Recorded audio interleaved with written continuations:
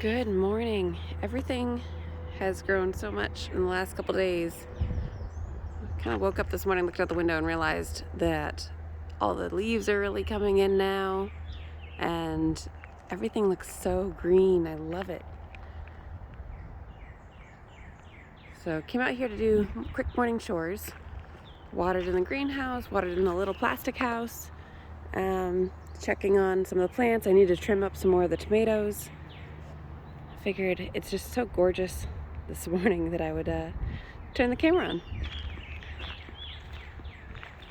So the tomatoes are doing pretty well.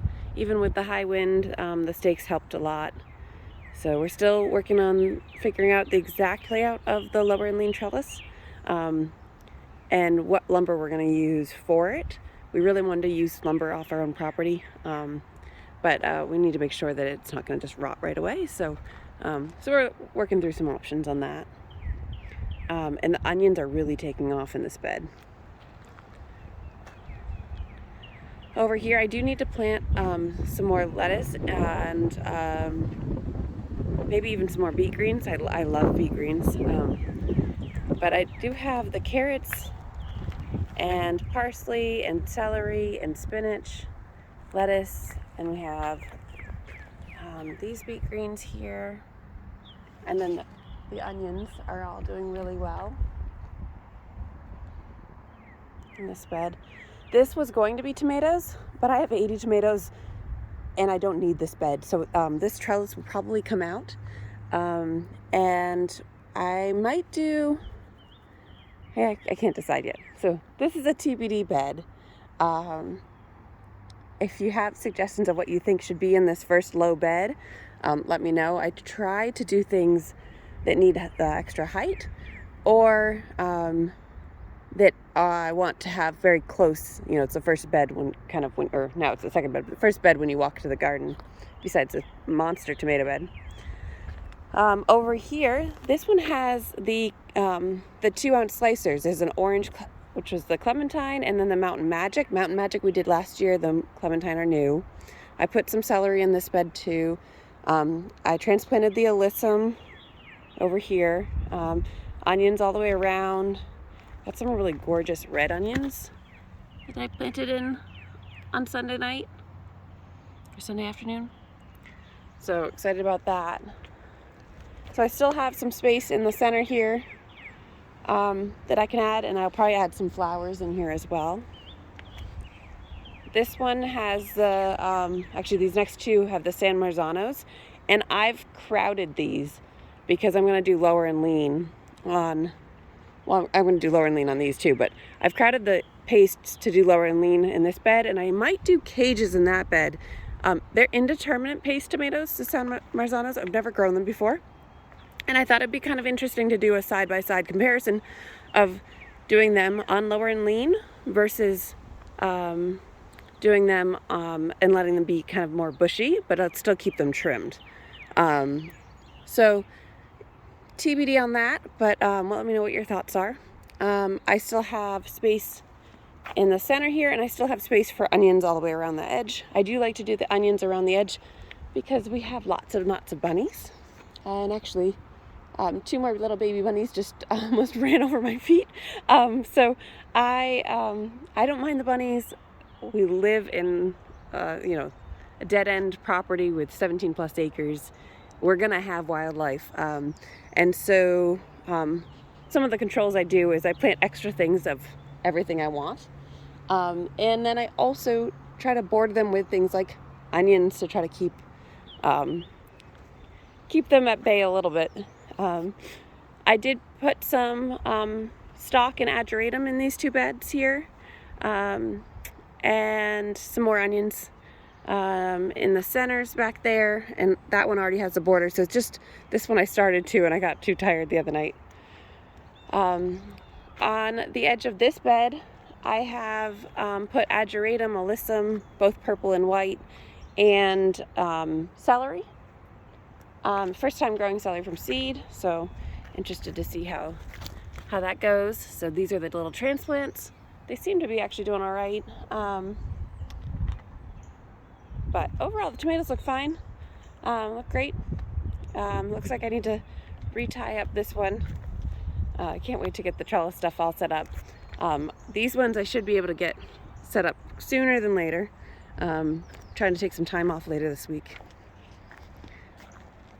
I'd gone through and weeded kind of the tops of these beds of the big weeds, and I found what looks like some volunteer seeds of osteospermum, the flower.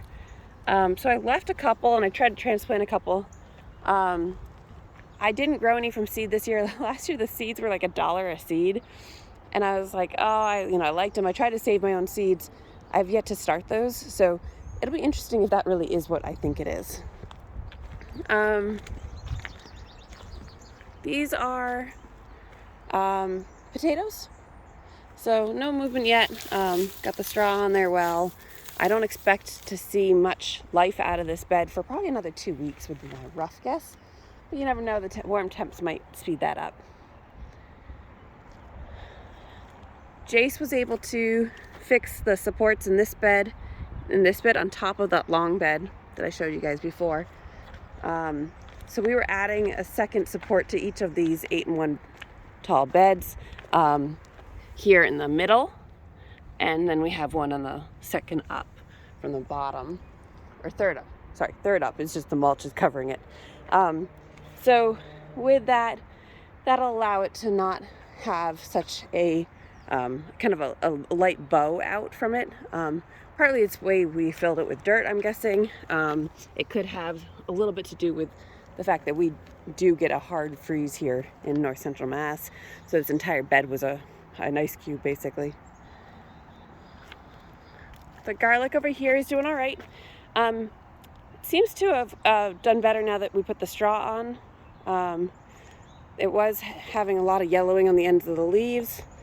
It does seem like it's improved. I will keep an eye on that. This garlic is definitely smaller than the garlic out in the field for the most part.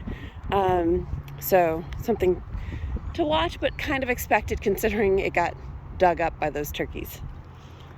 So this bed I still need to go back in and finish weeding. There's just a few things left. And this bed is looking gorgeous. Much straighter now. And I love the tunnel. I'm a huge fan of this.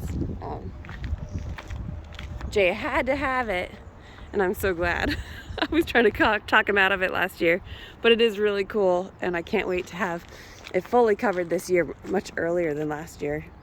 Last year we were still planting out. Here's some of the alyssum that I transplanted in.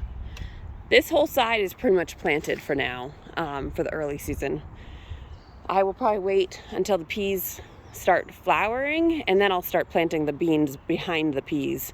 But on this side, I will try to plant beans on this side earlier.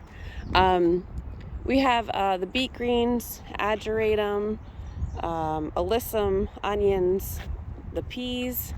I did put a couple of the tomatoes. This one is, let's see which one this is. Oh, Torahino cherry, maybe.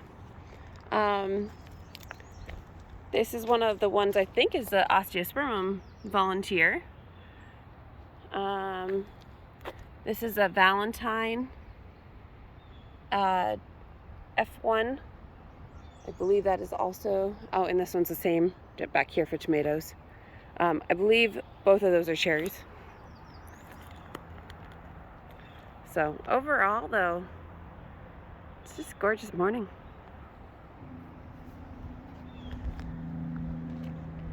Right now I think, oh, there's dill and carrots in this bed too. But right now I think what I will do is I'll probably do a lot more updates as things get planted this week and as the garden really takes off, because this is such a fun time of year to watch and see all the progress, and it goes so quickly, and all of a sudden this whole thing is going to look nice and full in probably less than a month, which is just so exciting. So one of the benefits of living up in a cold climate, a colder zone, is that you get so excited for those first real garden things to pop up. The first real harvest, you know, eating salad early was so fantastic. I actually have to pick another bunch for today for dinner. But it's just such a happy time of year. So anyways, enjoy the spring, and don't forget to subscribe.